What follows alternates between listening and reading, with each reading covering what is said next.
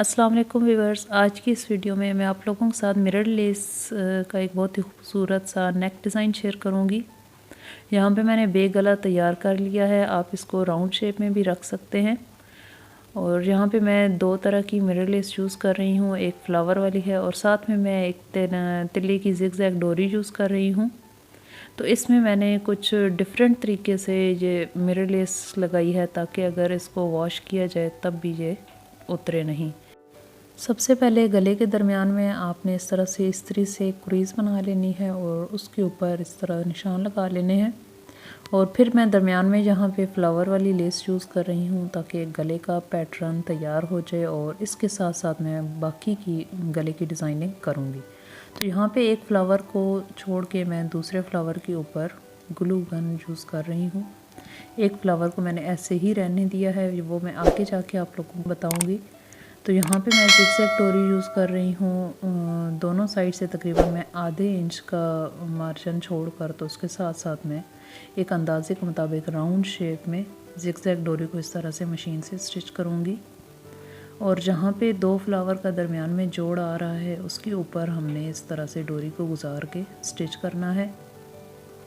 तो इस तरह फ्लावर की जो लेस है वो जिगजैग डोरी की सिलाई की वजह से यहाँ पर पक्की हो जाएगी। यहाँ पर आपने जब फ्लावर के ऊपर से मशीन का पाँव गुजरे तो थोड़ा सा एहतियात से आपने यहाँ पे सिलाई करनी है, बिल्कुल आराम आराम से, ताकि इसके ऊपर से फ्लावर के जो मिरर्स हैं वो टूटे नहीं। गले का इस तरह का डिज़ाइन बनाने के लिए आपने जिगजैग डोरी के साथ ग्लू गन या UHU का यूज़ नहीं करना, क्योंकि एक दफ़ा इस सिल्क के कपड़े के ऊपर ग्लू गन या UHU लग जाए तो वो वॉश करने से भी नहीं उतरती, उसका निशान बाकी रह जाता है। तो ये अगर थोड़ी सी ख़राब शेप में लग जाए तो वो दोबारा से आप इसको जब रिमूव करेंगे तो नीचे ग्लू गन का स्टेन रह जाएगा। तो इस तरह से आपने सिलाई मशीन से ही इसको स्टिच करना है। इस तरह से आपने पेंसिल की मदद से एक अंदाजे के मुताबिक हल्के हल्के से निशान लगा लेने हैं और उसके बाद आपने इंची टेप की मदद से दोनों साइड से आपने चेक कर लेना है कि ये बिल्कुल बराबर में है। इसकी शेप दोनों साइड से इस तरह से आपने बराबर कर लेनी है। मिरर लेस से रिलेटेड अगर आप लोगों ने मज़ीद वीडियोस देखनी हैं तो उनका लिंक मैं डिस्क्रिप्शन बॉक्स में दे दूँगी, वहाँ से आप चेक कर सकते हैं।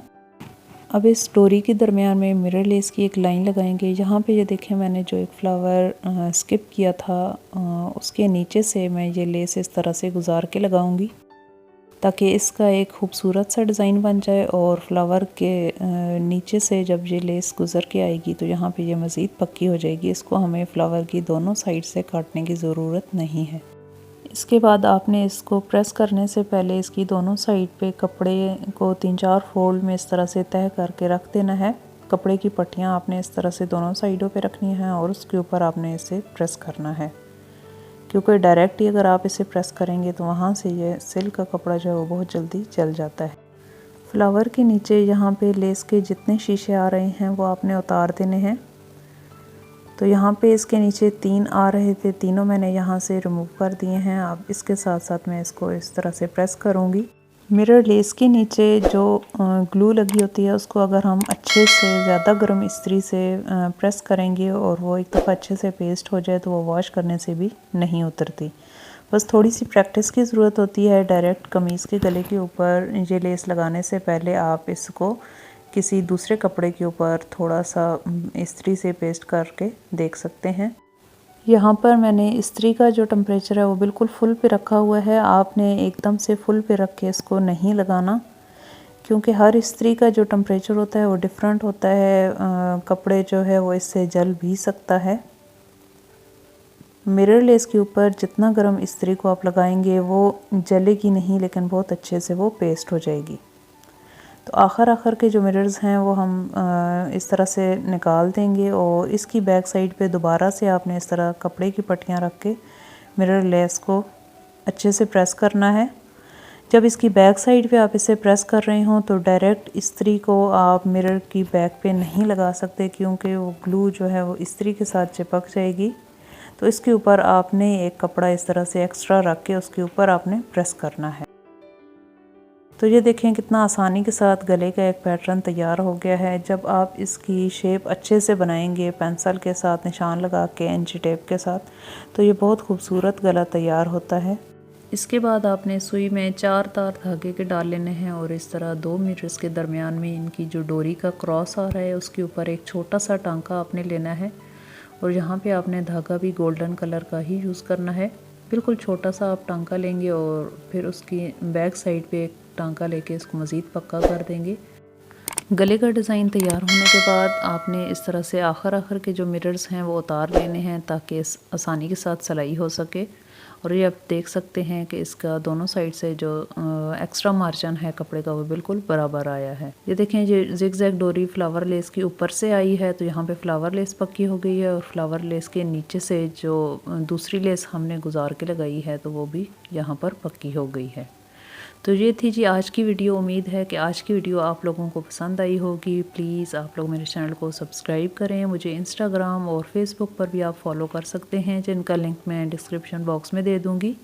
गले का डिज़ाइन तैयार होने के बाद मैंने सबसे नीचे एक टसल यूज़ किया है। आप लोग इसके दरमियान में भी टसल्स यूज़ कर सकते हैं जैसे आप लोगों को इसका डिज़ाइन अच्छा लगे। तो ये पेपर सिल्क थी, थोड़ा सा सी थ्रू कपड़ा होता है। इसके नीचे मैंने सूती लाइनिंग जो लॉन की लाइनिंग होती है वो यूज़ की है। इसके साथ अंदर मैंने सारी, ये पहनने में बहुत ही कंफर्टेबल रहता है क्योंकि इस तरह से हैवी वर्क हो मिरर्स का तो उसके साथ अगर लाइनिंग आप इस तरह से अटैच करेंगे तो बहुत ज़्यादा कंफर्टेबल ड्रेस लगेगा। इस शर्ट के दामन की वीडियो भी मैं शेयर करूँगी, उस पर भी मैंने मिरर लेस यूज़ की है। तो आज की वीडियो उम्मीद है कि आप लोगों को अच्छी लगी होगी। प्लीज़ इसे लाइक कर दें, अपने फ्रेंड्स के साथ शेयर कर दें। इंशाल्लाह मिलते हैं नेक्स्ट वीडियो में, तब तक के लिए अल्लाह हाफ़िज़।